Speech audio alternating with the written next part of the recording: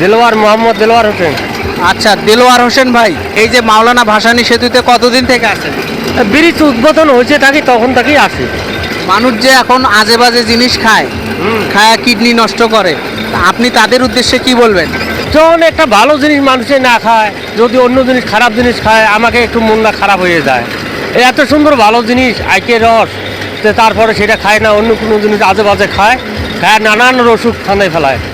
শেষে হাসপাতালও নেয় না, সে অন্যরকম সে ক্লান্ত অবস্থা হয়ে যায়। মানে এই যে মানুষ এখন বাংলাদেশে খুব অল্প বয়সে মারা যাচ্ছে, হ্যাঁ। এটাকে এই খাদ্য ভেজাল বা এই পানীয় যেমন ইট এগুলো খায়, আসলে কি এটার কারণেই মানুষ অল্প বয়সে মারা যাচ্ছে? ভাইজান হ্যাঁ, ওগুলো তো সবগুলো কেমিক্যাল জাতীয় জিনিস, ওগুলো খালি তো অবশ্যই ক্ষতি, সেটা তো আমরা জনগণ পাবলিক বুঝি না। আসলে কথা সত্য, এগুলো খায়া আমার এই বাংলাদেশের লোক অল্প বয়সে মৃত্যুবরণ। আপনি এই যে দর্শককে কেমন জিনিস খাওয়াতে বলবেন? আমি সবাইকে মেহনতি করি বলি, কোনো কেমিক্যাল জিনিস খাবেন না, চোখের সামনে যেটা তৈরি আখের রস বা অন্য কোনো জিনিস, বেলের শরবত, বেলের শরবত বা কেলা দিয়ে কেন কতগুলো শরবত বানায়, এগুলো খাবেন, তাহলে ওগুলো কিছু ক্ষতি হবে না। ধন্যবাদ আপনাকে, আপনি তৈরি করেন।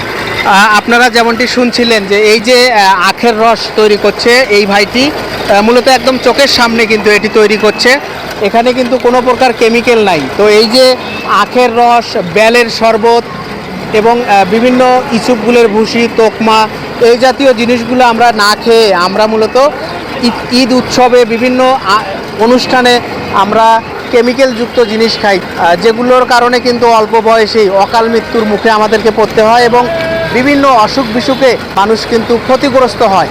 সে কারণে আমরা এই ধরনের সুন্দর ভেজালমুক্ত জিনিস খাবো এবং খাবার দাবারের ব্যাপারে আমরা অবশ্যই সচেতন থাকব। ঢাকা কিংবা অন্যান্য জেলায় শহরে চাকরি করেন তারা এই মাওলানা ভাসানী সেতুতে দাঁড়িয়ে তারা অনেকেই সেলফি তুলছেন, ভিডিও করছেন। তো আমরাও আজকে এসেছি, আমরাও আজকে ঘুরে ঘুরে দেখাবো আপনাদেরকে এই মাওলানা ভাসানী সেতুর আশপাশ এলাকা এবং এই সেতুতে আসা মানুষের সঙ্গে আমরাও কথা বলবো, আপনারা সঙ্গেই থাকবেন।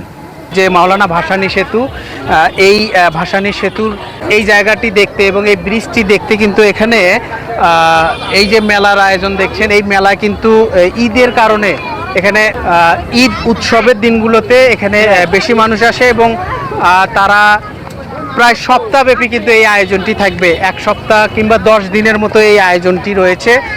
যেহেতু ঈদে অনেক দূরের মানুষ, যারা চাকরিজীবী যে মানুষগুলো রয়েছে, সেই চাকরিজীবী মানুষগুলো কিন্তু এখানে ঘুরতে আসছে তাদের পরিবার সহ, পরিবার শিশু বাচ্চা সহ তারা কিন্তু এখানে ঘুরতে এসেছে। আপনারা যদি দেখেন যে এখানে কিন্তু মেলার মতো বসেছে, যেমন এই যে নাগরদোলা থেকে শুরু করে শিশুদের বিভিন্ন রাইডস এখানে যুক্ত হয়েছে। পাশাপাশি এই ঈদ উৎসবের দিনগুলোতে এখানে সপ্তাহব্যাপী এই আয়োজনটি রয়েছে। Shahjahan Siraj, voice of Gaibandha.